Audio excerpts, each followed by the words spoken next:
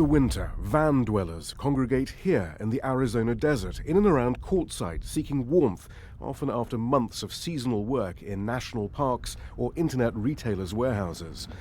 Bob Wells is known as the guru of van dwelling. He says there was a particular surge after the 2008 financial crash.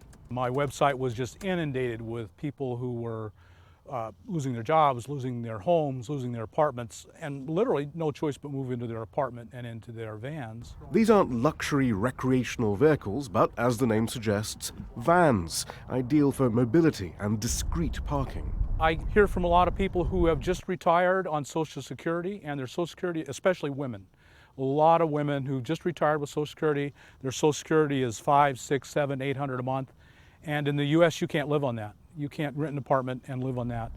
But he adds many soon embrace the independence and freedom of van dwelling. And then I have all of my jackets. Like Deborah Dickinson, a brain injury meant she had to retire earlier than expected. Waking up and seeing everything I own and knowing everything is very comforting for me and works for me. Gotta let the people at home know that I'm still out here. Alan Christensen was in advertising. With the 2008 crash, many of his clients disappeared, his retirement savings depleted. Here's the career going this way, and I'm going this way, and it's like, I don't know what's going to happen here. He sold his house and travels up to 50,000 kilometers a year between the ocean, mountains, and desert, sleeping in his van.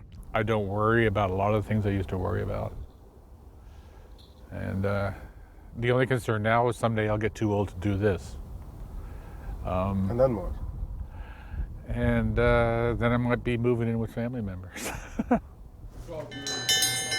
At a nearby church in Quartzsite, former biker turned preacher Michael Hobby estimates that about a third of those accepting free meals are retirees living in their vans. You know, I don't know of that many that would want to go back to a house. But almost every one of them will tell you, if you talk to them long enough or for a while, they don't want to die alone. But that's not a concern of Bob Wells. My security is a .357 Magnum, and I'm just going to end my life. If I'm to the point where I can't live the quality of life that I choose, then I'm going to end my life.